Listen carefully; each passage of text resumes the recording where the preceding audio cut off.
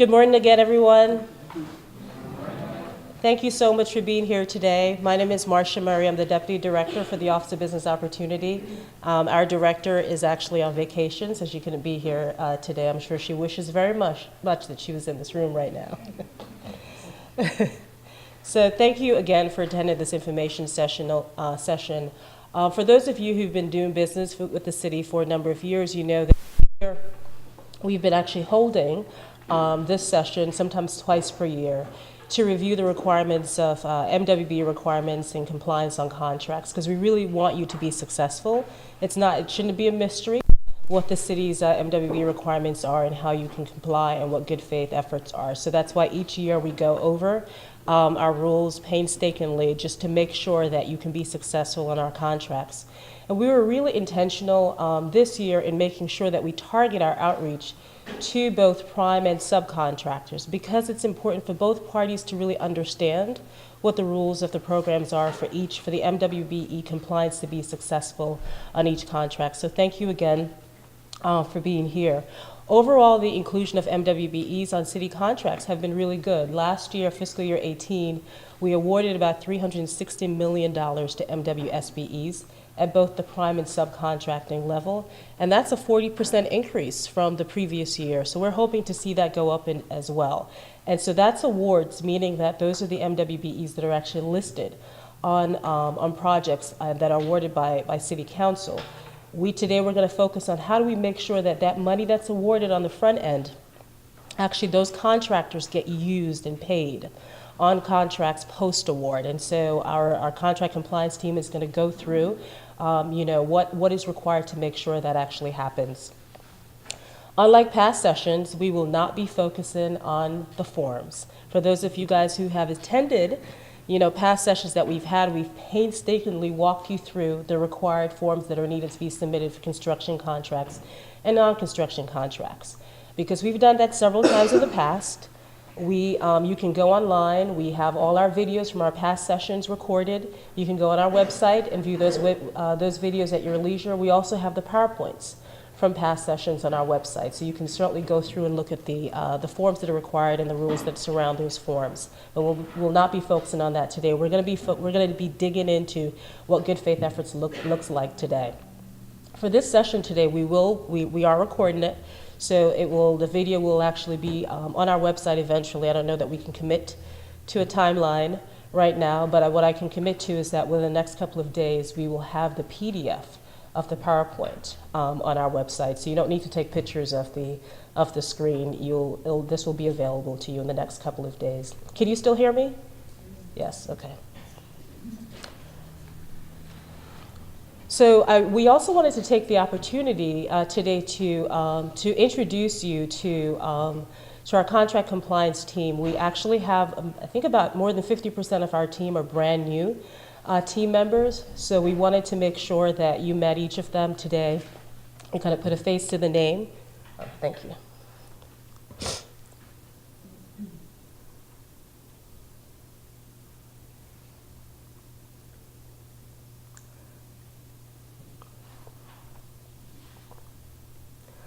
So that you put a face to the name. We actually, in July, we have a new Contract Compliance Division manager, Mr. Johnny Byrne, who joins us with over 20 years of contract compliance experience. So we're really excited to have him now leading our team for the last 5 months and for years to come, right, Mr. Burns? Can you just stand up and...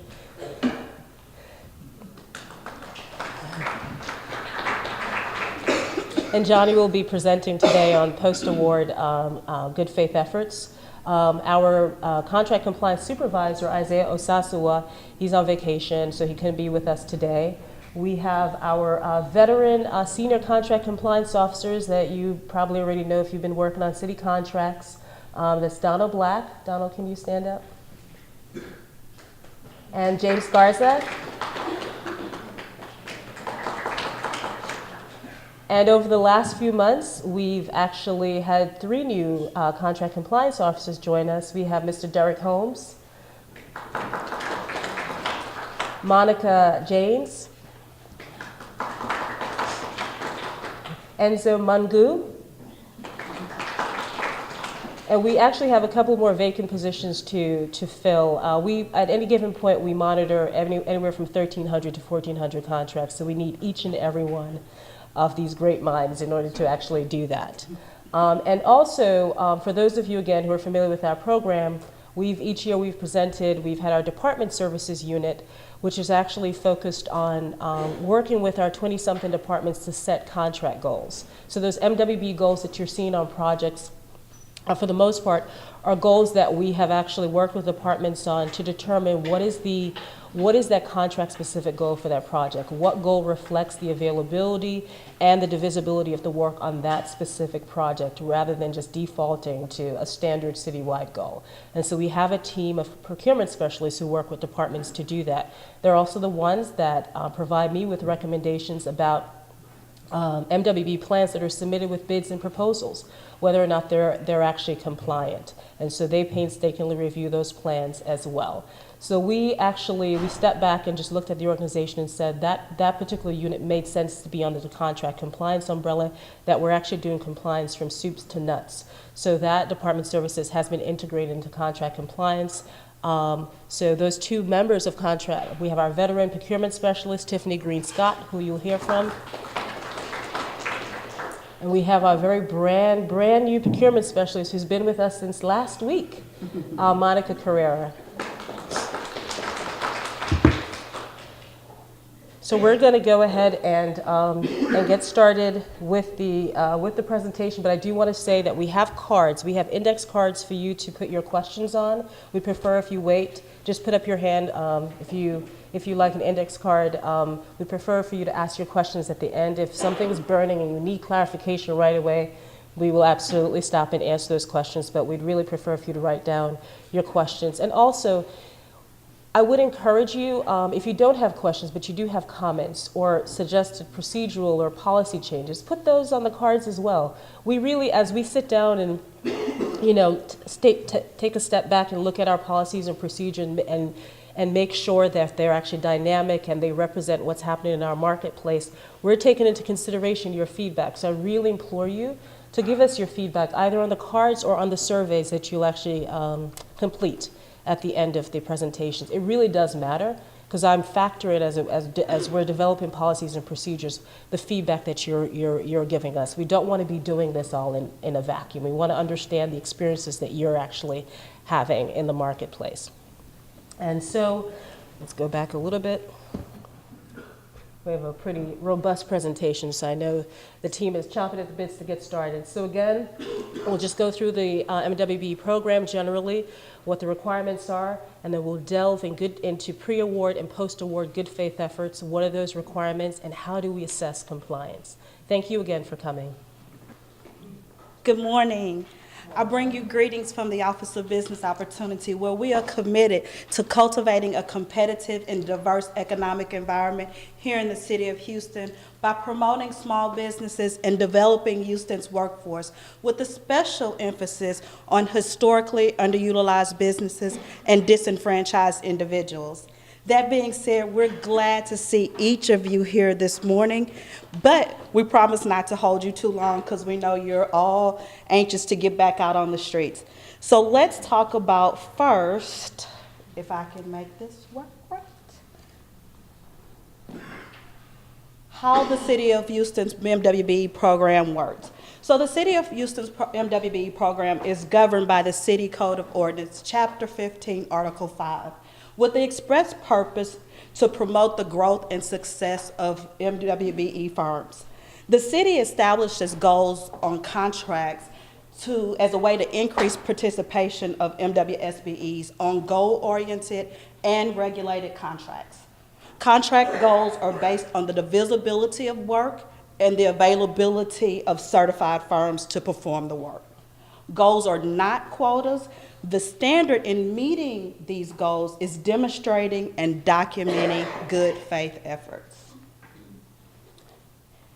The citywide aspirational goal for construction projects, which are typically projects, again, that are related to construction, is 34%. Those goals are split out into two separate goals, 23% MBE and 11% WBE. Professional services contracts, which are typically contracts that require some kind of license like architecture and engineering, those contracts are set at 24%.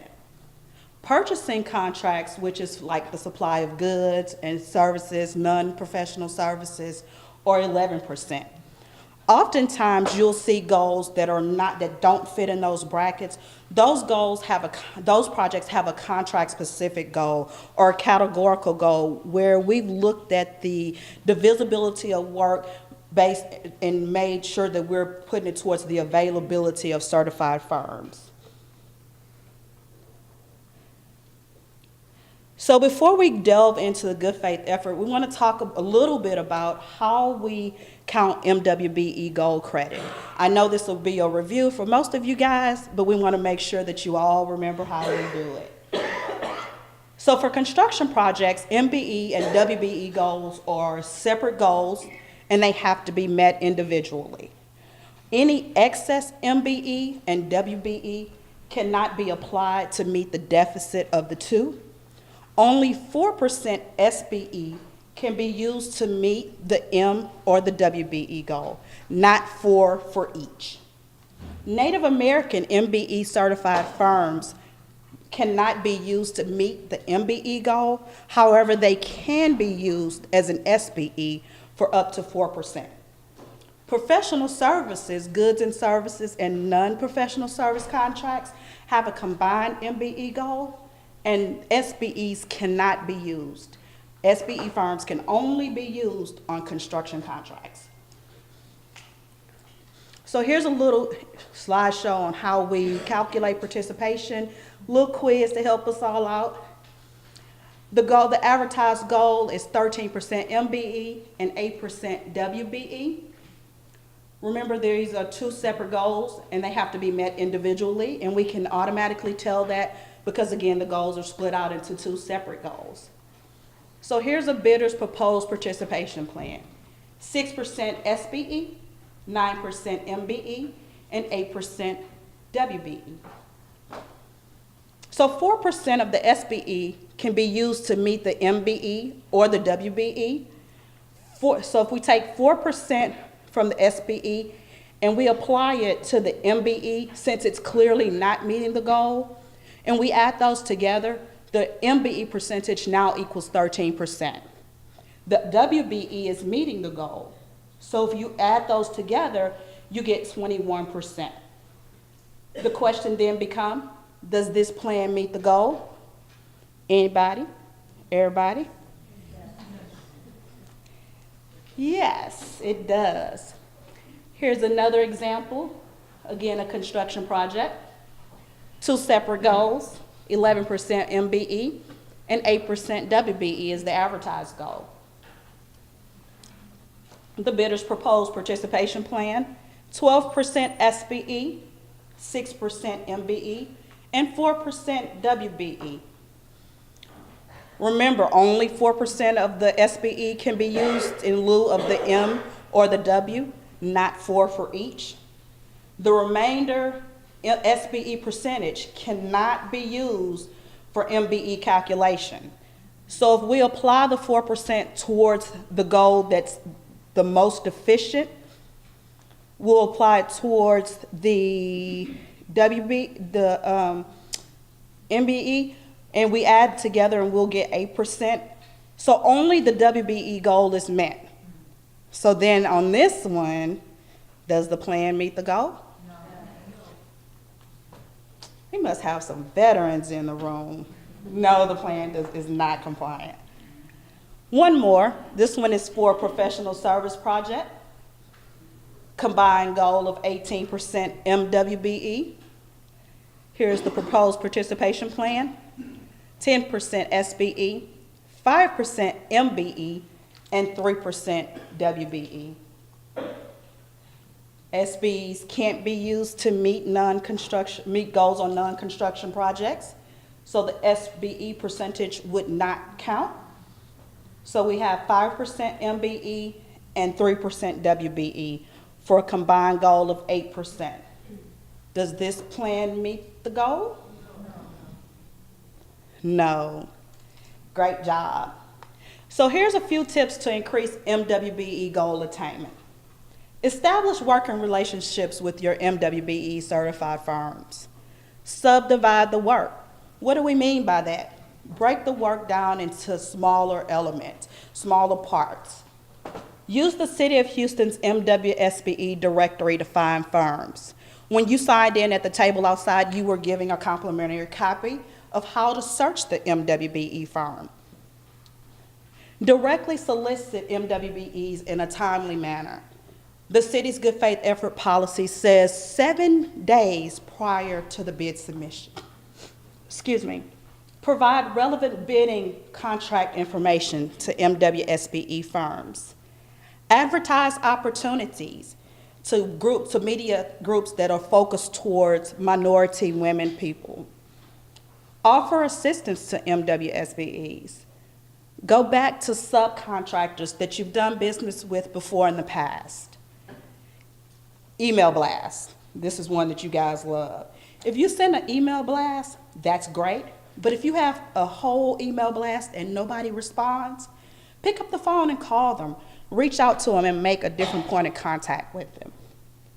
Review CIPs in advance and discuss projects and opportunities with MWBEs. Pre-award good faith efforts.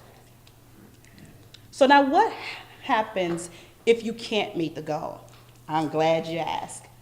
If the submitted MWBE participation plan is less than the advertised goal, the vendor is required to submit documentation illustrating their good faith efforts. Good faith efforts is the standard in which we use to review the applied participation on how the vendor tried to meet the goal. Good faith efforts are actually the steps that you went through to meet the goal. Good faith efforts must be demonstrated and approved prior to the award of contract. If a vendor anticipates it cannot or will not meet the goal, good faith efforts is not an option, it is required. The city's good faith efforts policy can always be found on the OBO website at www.houstontx.gov/OBO. For your convenience, a copy was also provided at the sign-in table. If you didn't receive one, feel free to pick up one on your way out. So how are your good faith efforts assessed? Good faith efforts are evaluated on a case-by-case basis and making a determination whether a vendor provides the requisite good faith efforts in compliance with the policy for goal attainment. Excuse me. Per the policy, efforts are ones that a vendor would reasonably take in an effort to achieve the goal if they were actively and aggressively attempting to do so. In other words, don't fake it. OBO reviews all documents provided by the vendor with bid submissions relevant to the information from the contracting department. In other words, we'll review the solicitation versus what you submitted to us. Vendors will only be contacted by OBO for clarification. In other words, we're not going to call you and let you explain to us over the phone what happened. We don't want you to submit us additional information. We go off of what you submit with your bid. Here are key elements that are included when you're attempting to make a good faith effort. Attend a pre-bid meeting, outreach and advertisement, access a point of contact in your company that MWBEs can contact, notice and solicitation, enter into contracts and provide realistic negotiations with MWBEs, work designation and explanations, new efforts. Now, you may ask, what does new efforts mean? New efforts mean don't do the same thing over and over again if you know it didn't net you goal participation. We look at it. This is not an exhaustive list, and the city may consider other factors and types of relevant efforts if appropriate in the cases, again, because it's on a case-by-case basis. So again, here we go. Explanation. Explain why you were unable to meet the goal. Provide supporting documentation. Anything that you may want us to take a look at. Verification of emails, documentation of ads you took out, phone call logs, all of that. Submit with your plans. Only the things that you provide us at the time of bid will be considered. Now, here's my deputy director's favorite part of the program, case studies. We're going to take a look at a couple different instances on what constitutes an approved good faith effort. We'll look at a couple that were denied. This will better help you understand how we process the information that you guys submitted. So here's a project, a construction project. It's a building renovation project. You guys can read, so I won't read all of this to you. The goal was 28%, broken down again into two separate goals. The contractor submitted a participation plan that on face value looks like it exceeds the goal with 32%, 17.90 MBE participation, 1.10 WBE, and 13% SBE. While the contractor failed to meet the MBE goal by 0.10%, the contractor also failed to meet the WBE goal, but he has SBE participation that can be applied towards the W and the M for up to 4%. Inside this good faith effort, the contractor also provided the following documentation: the documents 470, the 471, and the 472. He provided MWBE contact and contact details. He provided the certification types. He identified several work elements within the scope of work. In other words, he didn't just focus on one area. He provided the MWBE's work capabilities and relevant scope of work.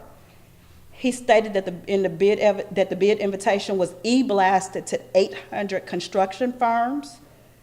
He sent the dates of contact for fax and email notifications that he sent out.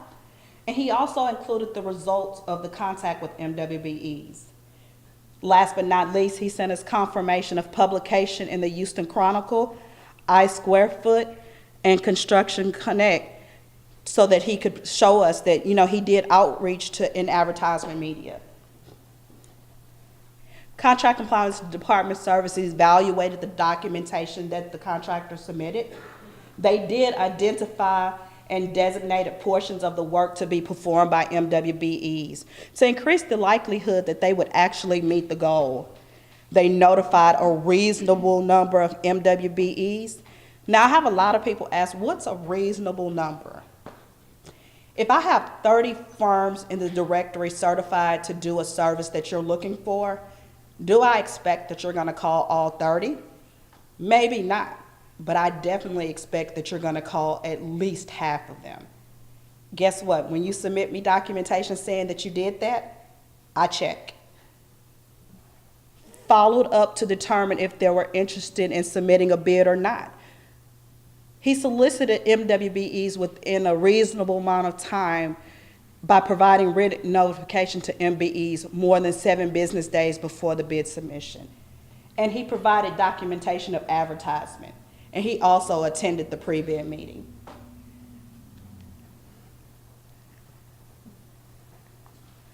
So that good faith effort was approved. So here's another one. Again, a construction project for a 54-inch water line.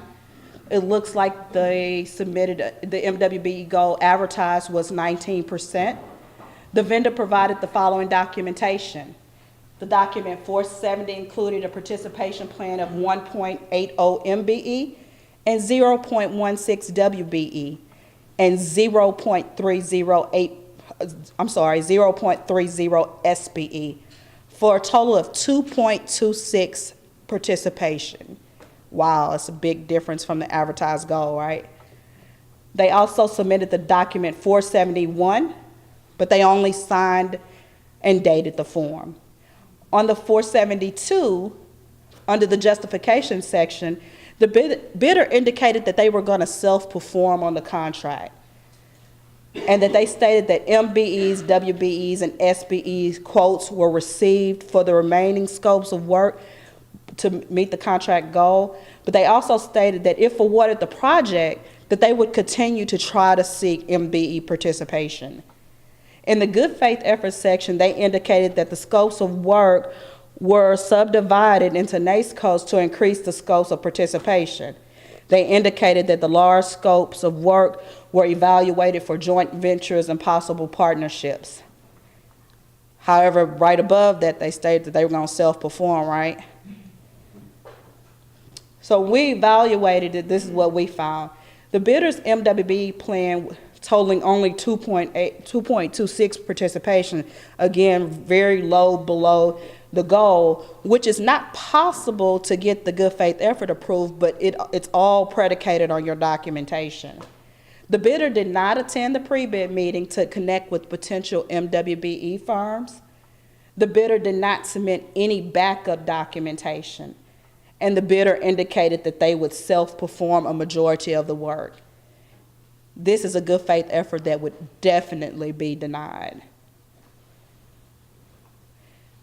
Here's another one. This one we're focusing on professional services. So again, on professional services, goods and services, the MWBE goal is combined. It was advertised with an 11% goal. The contractor provided a letter on their company's letterhead outlining why they decreased the MWBE participation. They provided documentation where they identified several work elements within the scope. They sent confirmation of emails that were sent to certified firms. They documented dates of contact for fax and emails and telephone call logs. They also provided us the results, and they had signed letters of intent for certified firms listed on their plan. OBO reviewed the scope of work and evaluated all the things that they sent. And even though they only submitted a plan with 5% participation, it was ultimately approved because the vendor demonstrated good faith efforts. So again, you can have a plan submitted that's below the goal if you provided sufficient good faith efforts. Last but not least, here's another professional service contract. And this one is for a John Deere construction equipment and replacement parts project, advertised with an 11% MWBE goal. The vendor provided a MWBE participation plan with 3% participation for office supplies. Anybody sound like that's a problem? So here's the Department of Services evaluation. The vendor's plan of 3% MWBE participation not only fall below the goal, but the participation was designated for office supplies. Office supplies was not seen as a commercially useful function on this contract. MBEs must be performing work that is required on that particular contract. So someone may be asking, what's the definition of a commercially useful function? An MBE performs a commercially useful function when it is responsible for a discrete task or group of tasks required in the contract using its own forces or by actively supervising on-site the execution of the task. MBE has to be certified in the NACE codes in which they are performing. Denied good faith efforts usually consist of self-performing, little or no evidence of good faith efforts, no supporting documents, CUF issues, and utilizing non-certified firms. The appeals process. So say your good faith effort is denied. You still have an opportunity to plead your case. If your good faith effort is denied, you will be notified in writing, giving a detailed explanation as to why your good faith effort was denied. You then have 3 business days to contact the OBO Director's Office and ask for an appeal. If this decision to deny the good faith effort is upheld by the director, you then have an additional opportunity to appeal to our legals department. Legal department will issue a written determination. That's the final answer at that point. Okay? And I have listed up there the email address in which you can appeal to. It's also included in your written documentation telling you the time frame to do so. Well, guys, it's been fun. That's my portion. I hope I said something or showed you something up on the screen to help you along the way. Again, if you have questions about anything that was shown there, be sure to jot them down. At the end, we'll take a few questions from the audience. Thank you.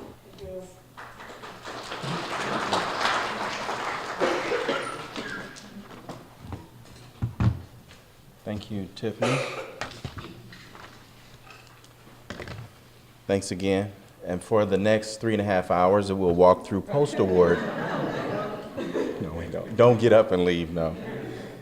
What you heard a lot from Tiffany had to do with how to document your good faith efforts and what are you doing to try to get the participation on the contract. And what we'll do now is where she talked about committing to participation, we'll talk about how to achieve that committed participation and what efforts you need to do to get there. So as we talk about the post-award good faith efforts, we're going to walk you through a complete focus on good faith efforts from the back end. It's essentially a repeat, just a little nuanced difference in how we look at it from the back end. And then we go through the deviation process. We'll talk about commercially useful function, which Tiffany gave you a good definition, and then we'll go through the compliance ratings. So we'll talk a little bit through that. And what you see on the screen, we're talking about, what Tiffany talked about was the scope and intensity and the usefulness that you demonstrated to get the goal. Now we're talking about that, how your responsibility to achieve the goal using that same scope and intensity. So if you fail to meet the goal on the contract, you got your approved goal and you failed to meet it, what efforts did you take to get there? How do you demonstrate what you tried to do to get to those percentages that you committed to in a contract? Because there's not be, I think a little bit we talked about how you, company says, well, we can do all the work ourselves, just give us a contract and we'll keep looking for contractors after that. It didn't work that way. And on the back end, you can't say, oh man, I got the contract, I put all these people down, and we're just going to do the work ourselves. It doesn't work that way either. So we're going to walk you through a lot of that. And so the good faith efforts that when you look at, there's a policy. I think you all have a copy of the policy, or there is a copy of the policy out there for you all to have, and we'll talk about that. So when you get your contract and you start working on the, first of all, how many construction contractors are in the room? How many of you subcontractors and you typically have a specialty area that you do? Okay. How many professional service or commodity vendors do we have? Okay, so it's a nice mix in the room. And if I have my glasses on, I can see all the way in the back, but okay. So some of the stuff you have to do right away, and again, I'll try to walk through this because Tiffany's covered a lot of this already, just looking at it from a different perspective. Submit in writing your efforts, execute, so you have to submit your executed subcontract agreements. It's always important for subcontractors to know that they use your name to get the contract, not entered into an official subcontract with you. We need to get those. Log efforts of what you've done throughout the course of the contract to continue to get that committed goal you have to try to achieve that goal. Contact OBO for assistance if you're having some challenges meeting the goal. When possible, notify in advance when you're needed for the project. Don't say, hey, come out tomorrow, we need you to to dig this trench and put this 24-inch pipe in tomorrow. People typically need some scheduling time to know when they need to come out to the contract to do this work. And then document all opportunities that you did to solicit work from contractors to increase goals in the contract. One of the key things that helps businesses meet goals and achieve their goals is having a designated liaison to deal with our department, to work with our department. This liaison should have connections internally with your management, with your supervisors, with your field team. If it's a large organization or if it's a small organization, do you have an understanding of what's happening in the field that you can talk to the people, for our compliance officers, or business development coordinators about the work that's happening when they call you and say there's an issue on a contract. If you don't have that type of relationship internally with your company, or if you're a large company and you haven't given that type of relationship level of commitment to your MWBE liaison, then I think you should. Well, actually, you have to, because if the project gets into where the goal's not being met and we're trying to work with them and they don't know, it's your company it's not that person, it's your company that has the issue. And when performing outreach to MWBs, please document your efforts. You can't say, oh, I talked to a bunch of people, I couldn't get anybody to come out here and do the work, and so we're not going to be able to meet the goal. Who did you talk to? When did you talk to them? What was the information you got from them? What did you ask them to bid? How much did they quote to you? Did they say they want to quote to you? Who was the person you talked to? Those are things that we're going to need to see in order for us to make a determination if you're making good faith efforts. And then find out if your contractors or your subcontractors or subconsultants are subbing work out. They're not going to get credit, full credit, if they subcontract a portion of their work to someone else on the project or act as a pass-through. And they have to be performing a commercially useful function. And we'll talk in detail about commercially useful function in just about another slide or two. I'm sorry. Yeah, I was a little bit ahead of time, I'm sorry. So then, the other thing is, as you're documenting your good faith efforts, please make sure that the information is accurate and free of misrepresentation. Because if you're caught misrepresenting facts on your forms, that's most likely going to have your good faith efforts being denied right away. Because if you're not going to be truthful about the information, then, why bother? Attend the meetings, the mediations. So if we can't get a hold of you, or if there's some problems, then we're going to have to call you in for mediation. If there's some issues, we'll talk to you and the subcontractors to work on it. And then if there's some scope changes in your plan, please let us know early on. And we consider all other factors as they come up in the process.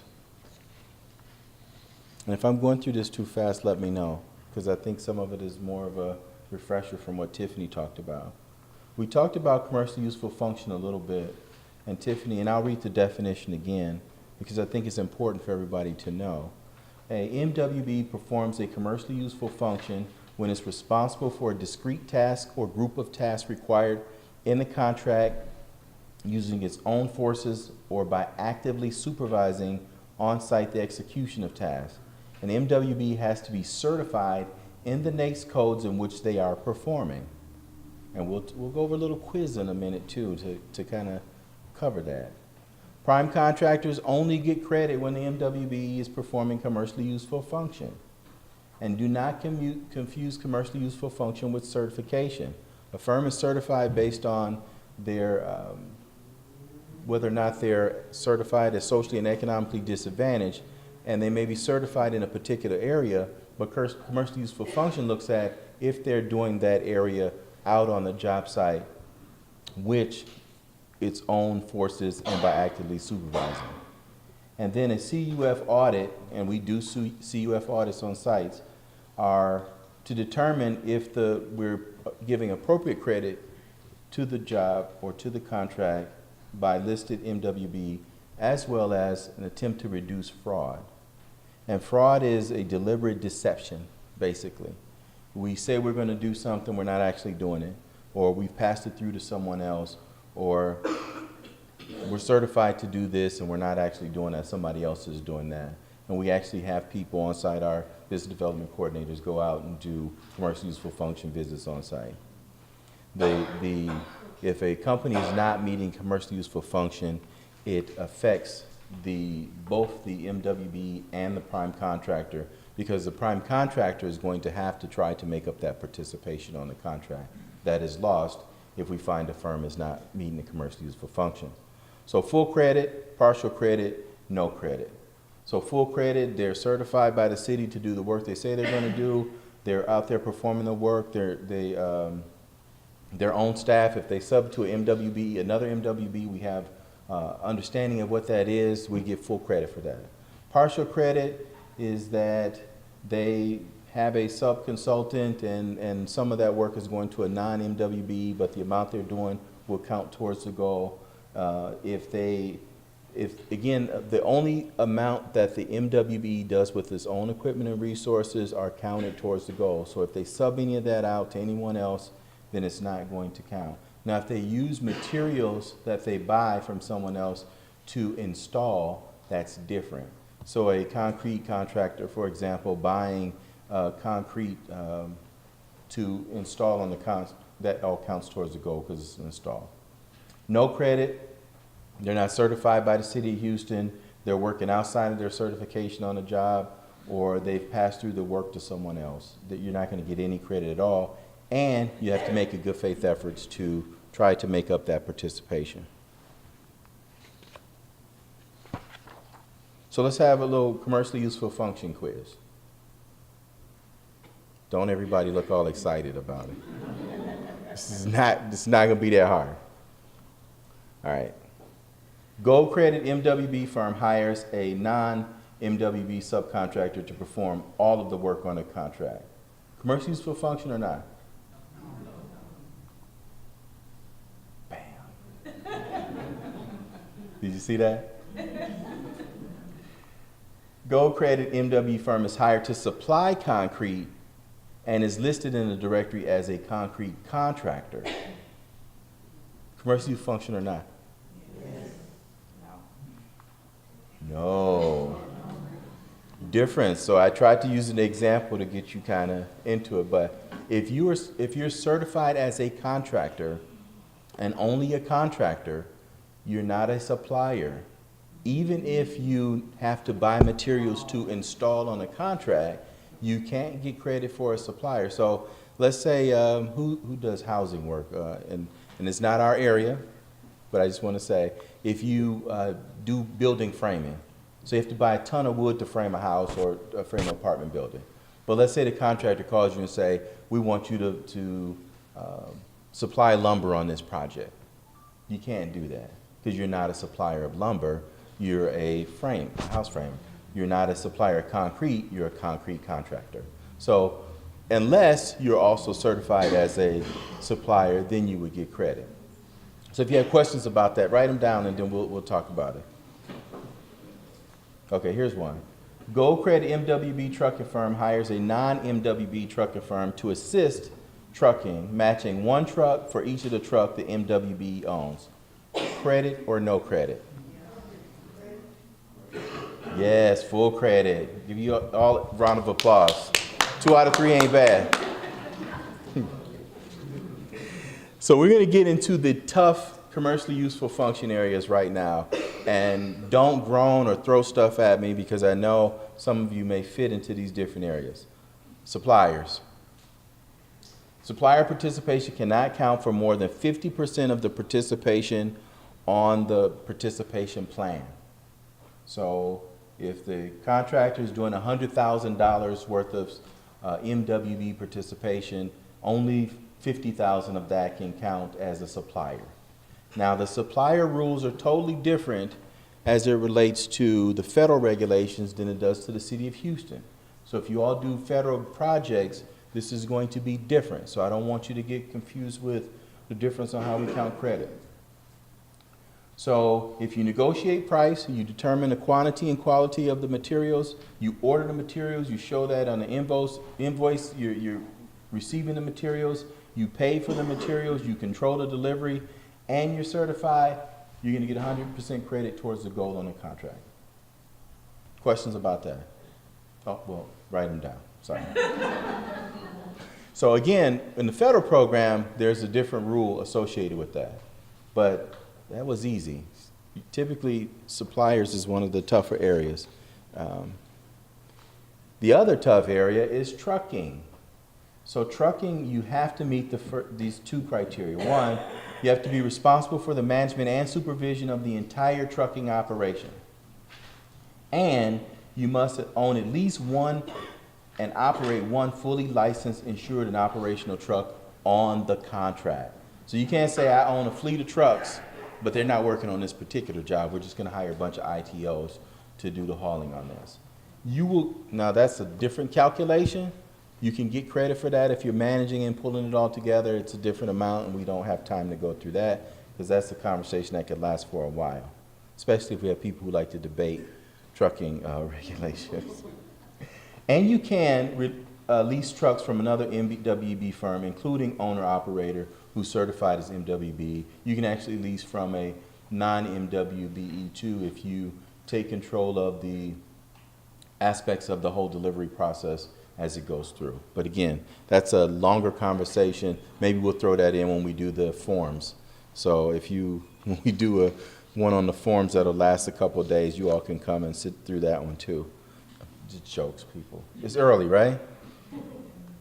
All right, so let's talk about utilization schedules and participation plans and deviations. This is where we get into where the department needs to understand what you're doing on the contract, when you're doing it, in order for us to conduct compliance and to stay out of your hair, to be honest. Because after the first, let's say, pay period, the city pays you for your first month on the job, we come back and it looks like you're not meeting the goal. You haven't got any participation at all. We don't have a utilization plan from you, so we don't know what you're doing, what's gonna happen. Anybody been in the situation?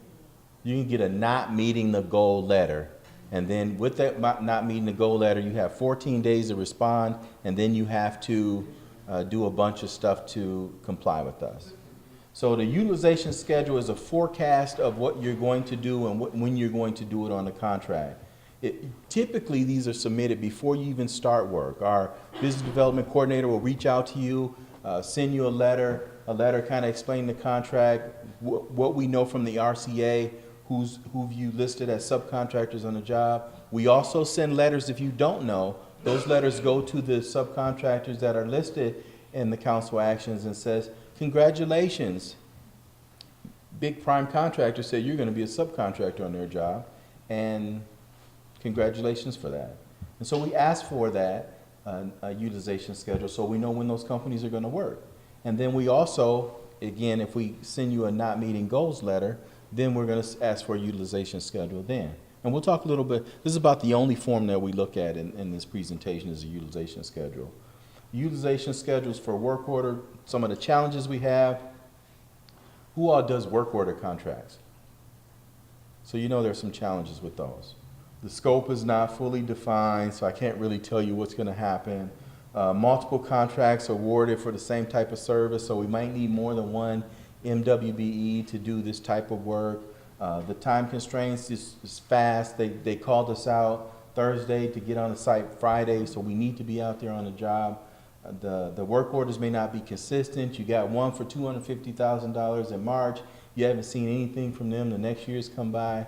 Those type of things happen. You need to document, again, we're still talking about good faith efforts. You need to document what you've done to include those MWBEs that you've utilized or that you put on your plan that you attempted to utilize them.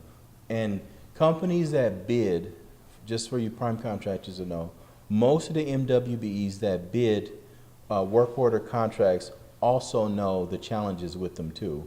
So they know that they can get a call at any point in time to say, we need you out here to dig a trench and seal this pipe or whatever it is. They know that. So it's not new for them either. So on the utilization schedule, you'll see here, and we'll just go through this a little bit. And I don't know if we have a pointer, and we don't.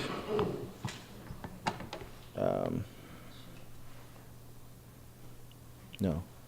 So if you look at the top line there, it's October 16th. This is talking about the project. Here's the project number. Here's your company name.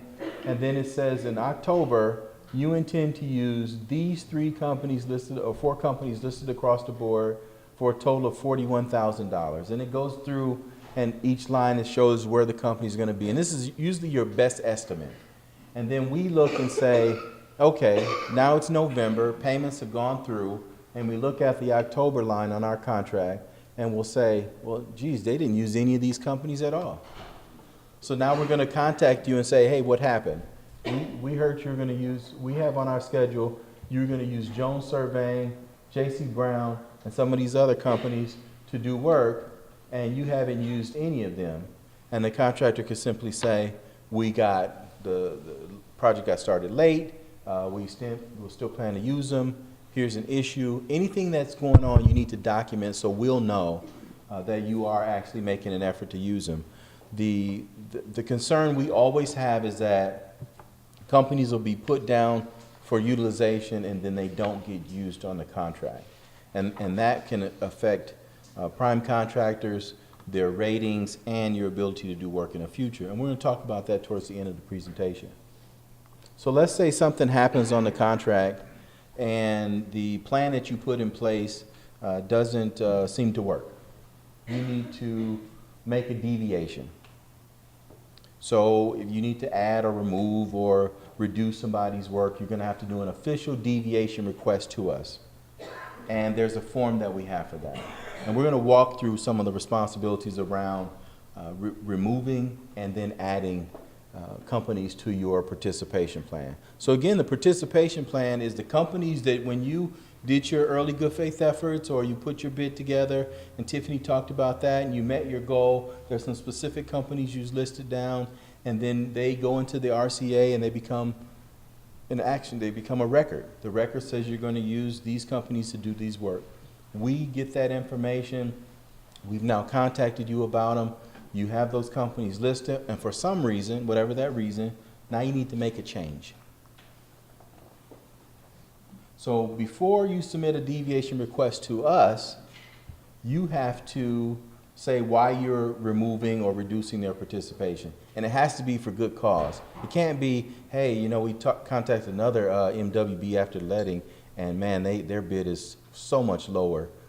Unless you're going to give that extra money back to the city, then you're not going to change the company back.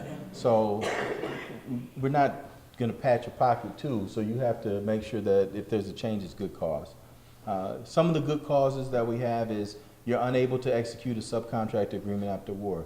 The MBE or WB, something happens. They're unable to perform. They're ineligible to receive credit for the type of work required. They're listed because they're suspended or debarred, so you find out later they can't do that, or they withdraw from the contract. Hey, we can't do this contract. We've looked at it a little carefully, we just can't do it. So then what do? You have to contact that MWBE and give them 5 days to respond. Hey, we called you, we're looking for you to do this work, or you've reached out to them to do the work and they can't do it, and now you have to send them something official. Give them 5 days to respond to the written notice. They'll respond back. Let's say they respond back and say no, or in a different scenario, they respond back, we can do the work. Why are you trying to remove us off the contract? We can do the work. Now there becomes some type of issue. So we have to get involved from our perspective, from the city. And then if the plan is affected, how is the plan going to be affected? What do we need to do with that? We have to do all of the vetting for that. So you can't just remove an MBE or add an MBE to the contract and try to get credit or reduce credit. We have to be involved. Did I say that enough times? We have to be involved. So when we review, we confirm the MWB's consent or refusal to being removed from the contract. If the MWB does not consent, then we initiate some mediation. We talk between the contractor and the MBE, try to figure out what the issues are, and then make an informed decision from there. If we fail to make a resolution, then we have to make a decision basically saying whether we're going to approve the removal or we're going to deny the removal based on what we found. And we'll issue written determinations to both parties after that. So addition. So now you want to add a MWB to the contract. You must, again, complete the deviation form. There's a form online. We gave you the site address for that. And then you also have to, we look at now to see, are the MBEs that are currently on the contract going to be affected by this addition? We don't want to impact any already pre-approved company who's listed on the contract to do work. We don't want to impact their work, so we have to do our homework. What's this addition going to do? understand how it affects the participation, and then we'll talk to the MWBE also. So we do some vetting on our end too. And then we'll provide a written determination to you, usually within a reasonable amount of time, 5 days or so. So we send you an approval, and then there's 14 days if you have to appeal to that, and then you have to submit to us at the same time a updated utilization schedule. So what's the changes? Why are you making the changes? How is it going to affect your utilization schedule? When do we expect them to use? We've had on occasion where we've added MWBEs to participation plans, and then they don't get utilized. And so while the goal credit looks good on paper, the actuality on the achievement is not there. So we have to make sure we get an approved utilization schedule. So what happens if you fail to make your post-award good faith efforts? What are some of the common issues that we find?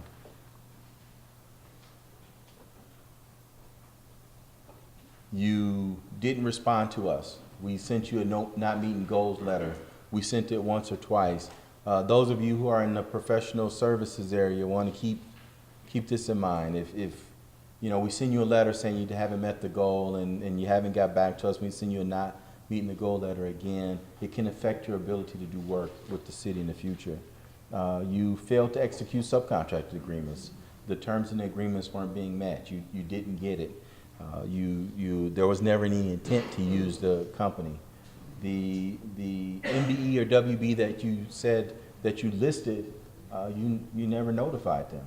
You tried to get credit and you didn't even notify them that they were going to be on the contract. How can you list somebody and they don't even know they're supposed to be doing the work? You failed to submit a deviation request. So hey, we got an MWBE that's on the contract and we added them and we want to get credit for them. Well, you're going to get credit from the day we know about them moving forward, not from when you said you put them on the job a year ago or so. It doesn't work that way.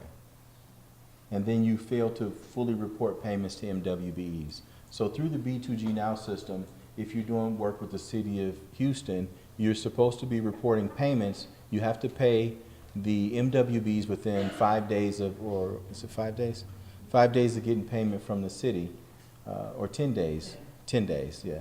10 days for getting payment. That's the prompt payment law. And then you report that through the system and then they confirm. Now we get to the end of the job, we're ready to close the project out, as we're going to talk about in a few minutes. You say, oh, I forgot to post some payments that happened 2 years ago on the job. And the contractor's not in business anymore, but I would still want to make sure those payments get posted. That's not going to work. So make sure you're posting the payments when they happen, because it's important, because it's going to count towards your participation and it's also counting towards your good faith efforts. Some other mistakes we find. You decide that we had an MBE on a job and we're just going to do the work ourselves. We're not going to notify OBO. We're just going to do the work. And you guys will find out later and deal with it. Doesn't work that way. You don't know how your MWBs are performing on a job. So you have one out there, the work is going smoothly, no one asks any questions, and you find out later as we do a CUF that that's not them doing the work. Somebody else is out there doing the work. Now your participation is impacted, you didn't know, and now it's going to affect whether or not you get good faith efforts on the job. So you should know who's out there working on your contracts as they're performing the job. You fail to notify the MBEs and us if there's any issues that will affect utilization. So we can't come in 2 years later and find out there was some issues early on when things look smooth on our end, and you're saying, oh, we had problems back then, but we just never notified you all that there were some issues. Doesn't work that way. You failure to look for, and this is where it gets a little more tricky. So I'll cover this a little more closer. You fail to look for gold credit opportunities on additional work authorized. Now, on work order contracts, this is always a difficult piece. The city moves parts of work orders in and out all the time. And you designated that MWBEs will work on one section of a work order contract or change order happens on the contract, and it doesn't happen. So they designate a certain amount for some of these contracts, and all the work is going to happen over here. You thought you were going to get MBE participation over there. You're like, well, the city changed it. It's off my hands. No, it's not. So if you committed to, let's say, 5% minority on this part of the job, how are you going to make up that 5% minority? Well, there's not. We had an MBE that was going to do concrete work over here for 5% of the contract. There's no more concrete work on the contract. Okay, but there's still 5% MBE you committed to. Are you following? So this area of the work where the city decided to increase the work still has some divisible areas of work. Now there's a chance that you can make the 5% difference up on this side of the contract. Now you can, in good faith, say, whatever your good faith efforts were, we couldn't get participation because X, we tried to get it here. All the stuff we just talked about in documenting your good faith efforts could take into play. But if you say simply, if the city made a change over here, that's where our MBE was, we can't meet the goal, that's not good faith. So we're telling you today that good faith is trying to replace that participation, not necessarily work for work, because it doesn't always work that way. But at the same time, and I don't want to speak out of turn, but we don't want to impact any other business. So you can't say, well, I'm just going to take work from this contractor and put this one on. It doesn't work that way either. So that's why the documentation of good faith efforts is important as you go through and review your contract and what's available. And then failure to document any changes. Again, we're talking about these goals. So you had an MBE that was going to put some 24-inch pipe. That seems to be a common pipe in the city that they use. And you get out to the job site and the city says, well, 24-inch pipe is not going to work here. We're moving to a 46-inch pipe. No, 66-inch pipe or something. And you go to that MBE and they says, I can't do 66-inch pipe. I can do 24 and that's it. And so now you're scrambling. You've made a few calls to MBE companies that you know can do specific pipe work, and none of them can get you that 66-inch pipe. And you've documented who you talked to, what you got, or you got a quote from an MBE says, well, I can do the 66-inch pipe, but it's going to cost you $1.5 million, and your contract was for about $1.2 million. You're like, that's just not going to happen.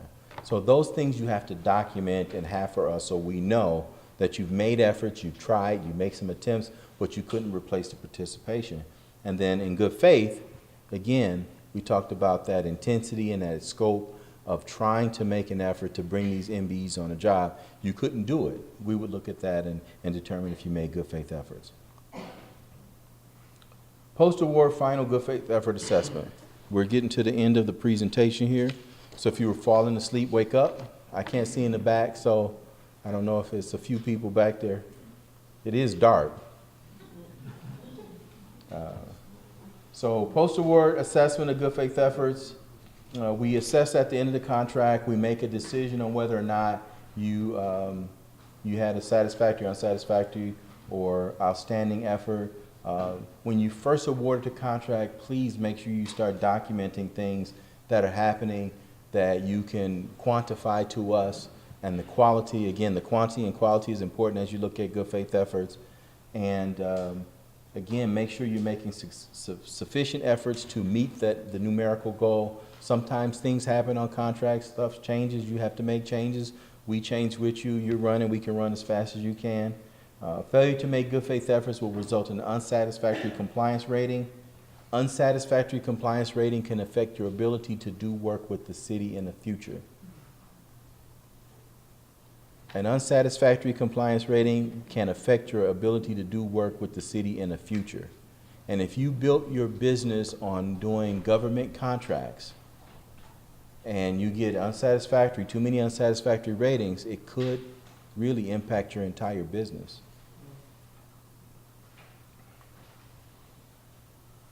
So here's our ratings, and these are it's not exhaustive. There's always some little nuance that happens with these.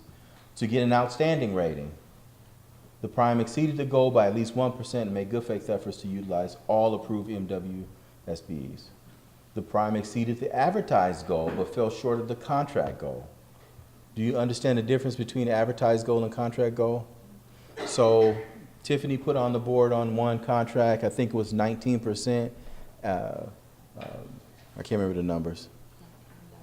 Yeah, 32% overall or something like that. So 19 and 28, 16, 19 and 17, something like that. 19% minority, 12% women.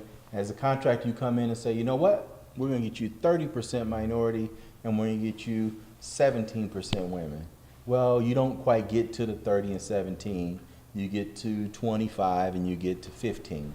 You exceed the advertised goals, but you fell short of what you built into your contract. You still can get an outstanding rating for that because you made efforts to utilize all these MWBEs. Satisfactory rating, you met your goal. The goal was 11 and 7, you met your 11 and 7. You exceeded the contract goal, but you didn't use all of your MWSBEs. So you exceeded, you met your 12 and you got 8, but you didn't use 1 or 2 contractors here and there. Typically, we can give you a satisfactory rating on that. Crime exceeded the advertised goal, but fell short of the contract goal, and you failed to make use of all your approved MBEs. So again, that scenario where you didn't get quite to your contract goal you committed to, and you forgot to use a couple MWSBEs. Now, and you didn't make good faith efforts. So you can come to us later and say, hey, you know, we tried to contact this company, but we couldn't get them out on the job. We asked you for the detail to that, and you don't have it. Still got a satisfactory rating, but you don't get an outstanding rating. Satisfactory due to good faith efforts. You failed to meet the contract goal, but you made good faith efforts to use all the approved MWSBEs. We get this a lot when quantities change in contracts. You use all of your MWBEs, but you still fell short. You used them on every area of the contract. You say you were going to use them, you fell short. You still get a satisfactory because you used them all and you made a good faith effort to do so. Unsatisfactory, you failed to make a good faith effort to utilize all your approved MWSBEs, and you fell short of the goals by more than 1%. So you didn't use all your companies, you didn't contact them, you didn't make a good faith effort, and you missed the goal by 1%. You're not going to get a satisfactory rating on that. So let's go over a little kind of case study, not as great as the ones Tiffany did, but still it helps out a lot. Here's a construction project. The goals were 19% and 5%. The contractor met 16.5 and 3%. They demonstrated good faith efforts. All the MWBE and WBE firms from the RCA were utilized on the contract. The overall project scope decreased in the contract. The contractor followed the deviation process to remove a gold-credited MWBE subcontractor, and they added another. Remember, we talked about if you're going to remove one and add another, we got to make sure that the other companies aren't impacted. We go through a process to make sure that they weren't removed for any other reason than good cause. The MWBE and WBE firms are utilized throughout the contract, but their dollar values increased based on the scope change. We talked about a scope change. OBO kept track of the project using the utilization schedule that was submitted by the contractor, and OBO communicated with the contract department and the contractor to verify all the information. So one thing that we do when we get good faith efforts from contractors, we check with our contracting department, we talk to them about some of the contract changes when they happen, what was the scope of those changes, and then we kind of verify that process too. And then the contractor received a satisfactory rating. Here's another one. Unsatisfactory. So the project goals was 7% MBE and 14% WB. Hey, the contractor got 17% MBE, but 0 WB. Now remember, Tiffany talked about those being separate goals. So the contractor utilized all the MBEs on the contract. The contractor did not utilize the WBE firm listed in the contract. According to the contractor, the work scheduled for the WBE was removed by the City of Houston, but the contractor failed to remove the WBE through the contractually mandated deviation process. The change by the City of Houston happened within a reasonable amount of time to make the deviation, so it happened early enough in the contract that they could have made a change or at least made a good faith effort to make the change. The contractor didn't even make efforts to replace the WBE, and the change order was discussed with the contracting department. We understood what happened on the contract. OBO made our independent decision based on all the information obtained from the contractor and the project manager, and they received an unsatisfactory rating due to their failure to make good faith efforts to meet the WBE goal. Here's one on a professional services contract. There's not much there because they met the goal. So 11% was the MWBE goal. Remember, there's only one goal. SBEs cannot be utilized to meet a professional service goal, and the contractor achieved 15%. They followed the deviation process to remove one gold credit MWBE for good cause. The contractor utilized all approved certified MBEs to full capacity and beyond, and the contractor provided up-to-date utilization schedules. So let's say you're a contractor and you got a unsatisfactory rating on your contract. How do you challenge that? So OBO evaluates, before we get the final clearance on the job, the city tells us we're going to close out the project and release all funds. We have to make a decision at that point based on our communication with you throughout the contract. After the contractor's good faith efforts to meet the goal, we notify them of a compliance rating. We determine that you have an unsatisfactory rating based on whatever factors that are listed in the letter. You now have 14 days to challenge that rating. You send that challenge to me. It actually makes it to the director's office, and you'll get to have that discussion with the director's office. And if you fail the challenge within the 14 days, that decision becomes final, and it actually goes to the council, and it becomes part of your contracting record. I think a few unsatisfactory ratings could get your firm, or your firm could lose their ability to do work with the city. I think I've said that like 50 times, because I think it's important for people to know. If you get an unsatisfactory rating, and a lot of companies tend to have where they do government work, and if this is one of your main, because the city does a ton of work, I think we're like $4-point-something billion in contracting. If this is where your meat and potatoes are, and you're not following our rules, and you take your meat and potatoes away, I mean, you might live on soup, but not long. So that's all I have. We would like to open it up for questions, if people have questions. So we'll start off with the first question. So the question is, how can I position myself as a WBE to make others aware of the service I provide other than getting in the directory? How do you get on the directory? Okay, let me just first to address, how do you get on the directory? So I'm assuming the question is about our certified directory. So in order to be listed in our certified directory for the local program, for the MWBE program, as well as the Department of Transportation Disadvantaged Business Enterprise program, you do have to go through the city's certification process. And so if you are in fact approved as a certified company, that's when you actually do get listed in the directory, but you will not be listed unless you've actually gone through an eligibility determination for the program. And I'll just do a plug. So every Thursday in our office at 2 p.m., we do have a certification workshop covering both the local program and the federal program. So every Thursday, that's not a holiday, you can come to our office and have a live workshop. We also have that workshop recorded online. So if you go on our website, excuse me, if you go on our website, you can also view the video from the comfort of your office or home. So that you don't have to come downtown, but you do need to actually be officially certified in order to be in a directory. But how do you make others aware of your services? Certainly, so once you're certified with us, we do have a workshop for newly certified companies called I'm Certified, What's Next? And that is a really great workshop to actually attend, because that walks you through the city's procurement process and the different forms that we have to make sure that you put your services out there. So I would certainly encourage those of you who get invitations to attend that workshop to attend. But I'd certainly say that attend pre-bid, attend pre-proposals. We have several, that's a great opportunity to actually interact with potential primes that may potentially bid on contracts, and who will need, for those contracts that actually have goals, who will need your participation. So that's a wonderful opportunity to connect and network. We do have a series of networking opportunities out there once you get on our mailing list, and simply send us an email, we'll put you on our mailing list. You don't necessarily have to be certified, but we certainly encourage you to be certified. But you can attend networking opportunities. I want to give a plug for our Meet the Buyer event that's happening December 13th. Do I have that date right? That December 13th at the George R. Brown Convention Center.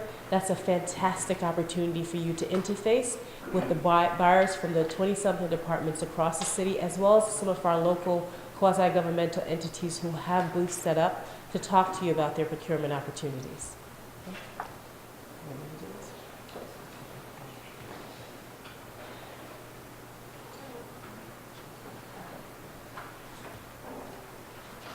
Okay. So subcontractors don't, I'm sorry, I'm not sure I understand this question.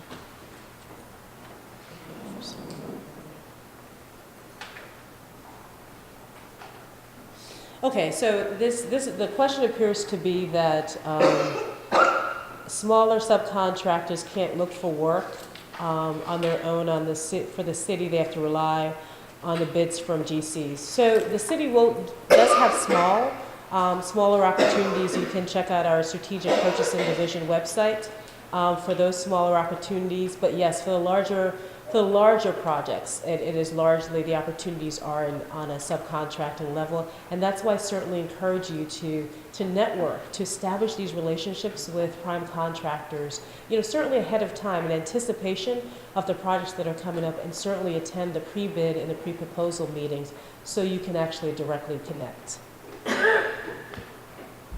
How are the percentages determined? So I'm assuming that's the MWBE, goal percentages. So what Tiffany covered was contract-specific goals. Since 2013, for the last 6 years, we've been focusing on making sure that the projects that are listed on city projects are specific to the work needed. We want to set you up for success, so we don't want to put an inordinately high goal on a project because then it's not achievable. So we use a formula that's actually a standard industry-wide formula that the federal government uses, where you do an analysis. It's a whole methodology that we have in place. You do an analysis of the availability, the visible work that's on that project. What can be divided out for subcontracting? Since the city's goal is actually subcontracting goal, it's not a prime level MWB goal. We're not quite there yet. But the city's goal is a subcontracting goal. So we look at what are those divisible elements on the project that can actually be subcontracted out. And we also look at who's available to actually do that work by NAICS code in our marketplace. And it's a calculation that's actually made to arrive at a goal that's an achievable goal. I think Johnny may have mentioned this, or maybe Tiffany did, but that's actually the minimum level of identified participation for that project. The city's identified at minimum, this is the level of MWBE participation that there should be on the project. That's not a ceiling, that's actually a floor. So that's why we love to see plans that actually exceed the advertised goals.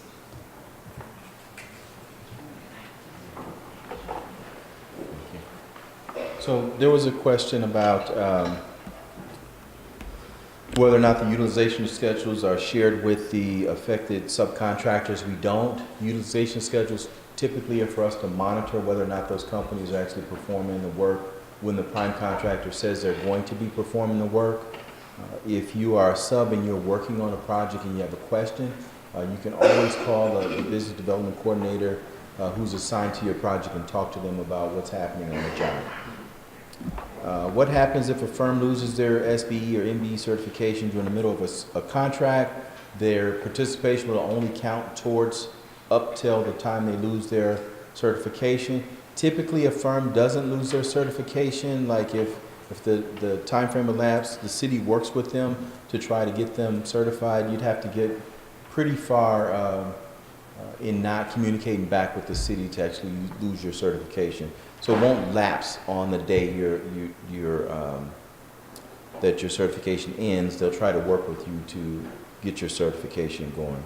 The other thing is, another question came up about SBE, if a prime can deny payment to an MBE or SBE if this prime contractor is not satisfied with the work. That's a contract issue between the two. If it affects our contract, if you think you're being treated unfairly, then we can walk you through that. Otherwise, that's going to be an issue between two contractors that we typically don't get involved unless you think you're being treated unfairly on the job, and then we'll get involved in that. Somebody asked if I took Morris's position. Yes, it was vacant, but then I came into it. So technically I didn't take it. He wasn't there, but I'm in Morris's position. There's also a question about, and this is a good question because I think we talked about earlier about not confusing certification with commercially useful function. And this question asks is if a firm does not fulfill all their requirements, like they don't go in the LCP tracker, they won't submit their EEO forms, do we not consider them for certification? Two different things. Now what we can say is if that company is consistently doing this, you could probably use that as far as a good faith effort thing, saying, look, I want to use this company, but they don't meet their contractual obligations. Now on the certification side, unless they do something that affects their certification, these are going to be two separate issues. And I know for some people that's hard to kind of swallow, but they are two different issues, how you perform on a contract and your certification.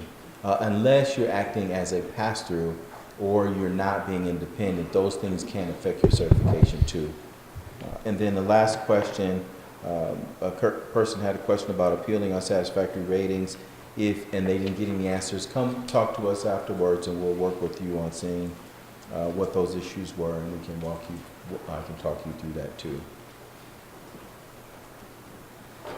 So regarding certification, certainly a pattern of egregious behavior by an MWBE on a project can actually affect certification.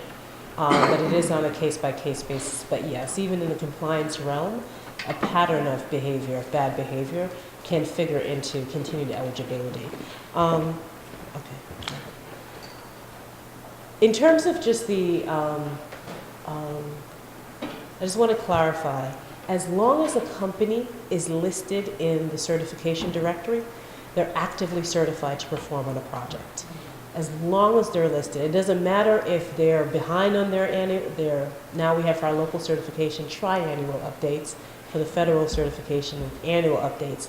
If they're behind on their updates, it doesn't matter. We've removed all expiration dates from certification certificates, so there was confusion for a while, so we decided to remove those expiration dates because they don't matter for their use on projects until an MWBE is officially decertified and removed from the directory. So if they're listed in the directory, they're good to go.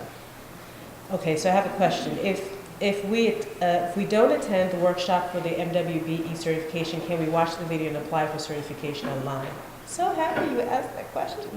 You can watch the video, and as of July 1st of this year, we do not accept any any manual certification applications. Certification must be applied. You have to apply for certification online on our website. So yes, it gives me an opportunity to just just remind you that all applications are now only accepted online. So you have to upload all your documentation onto our B2G Now system. We're trying to move beyond in certification as well as contract compliance. We're trying to move to a paperless office system to depend less on actual manual files. Okay. The next question is, can a business be certified as both a minority and a woman? Yes. Yes. Can you use MBE, WBE that are certified by other agencies or only certified by City of Houston? City of Houston, I'm so happy you asked that question. So for our local MWBE program, for City of Houston projects, you can only use City of Houston certified MWBEs for gold credits. Only City of Houston MWBE certified companies. No, we will not accept any certifications from any other agencies. Obviously for the DB program, it's different. But for the local MWBE program for City of Houston projects, only City of Houston certified companies. So we get a lot, oftentimes we will get with the MWBE participation plan submissions from the outset certificates showing certification from other agencies. Those will not count. This is a popular question. How long does it take to get MWBE certification? We're always working. I manage the contract compliance, I oversee the contract compliance division as well as the certification division. And we're always working to streamline our process, to move the certification process along. We say if you have all documentation to us, the required documentation, it can take up to 90 days. Now, I get horror stories. People approach me and tell me how it took 6 months. It took 4 months, it took 6 months. If you are failing to provide us with the required documentation, it's going to take longer. And we do have a point in the process where if we've given you a certain amount of time to provide us the required information and we don't get it, we close your file. And we won't reopen the file for at least 30 days. Because we've given you, usually it's because we've sent out numerous notices asking you for the information, we're just not getting it. But really the standard, I would say if you give us all the documentation, about 90 days. Now we do, I probably shouldn't be publicizing this, but obviously if you have a contract that you're on the cusp of being considered for, we will consider expediting. You have to let us know. But that's not every contract. I feel like we get requests for every contract from some companies. So then, do we get a chance to submit shortage documents while certification is in process? If they're missing documents, then yes. And we'll definitely be asking you for it because the team has a checklist of items that we do need in order to process the certification. And again, we're always looking at our process to make sure. We listen to, that's why I encourage you in the beginning to tell us, give us your comments, give us your suggestions, because we do listen to what you have to say. The team right now is combing through our checklist, and my instruction is to look to see, are there things that we don't need in order to determine whether or not a company is eligible? Is this actually causing the process to slow down? So we're always evaluating to make sure that we're not being overly burdensome. Can the slideshow be provided to us after this? Yes, so like I mentioned at the beginning, we will be uploading the presentation to our website within the next, we'll probably do it today, within the next couple of days.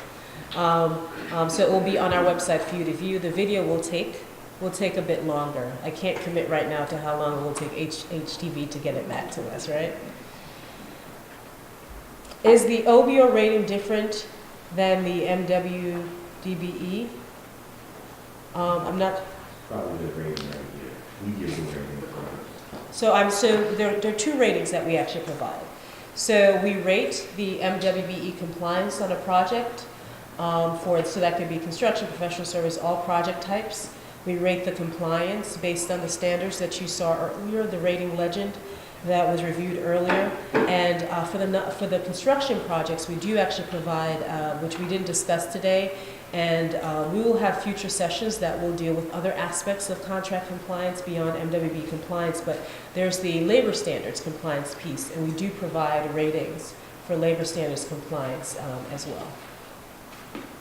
Anything else? Any other questions? Comments, suggestions? Let's, Monica. Oh, I can talk about it. When you do your certifications, when people turn in their certifications for DBE program, do you automatically duly certify them for the MBE or the WBE at the same time? Or do they have to submit other paperwork? So the DBE application is distinct, is different from the MWBE application. So if you submit a DBE application, your intention is to also be certified in a local program, you'd have to submit the MWBE application as well, separately. Go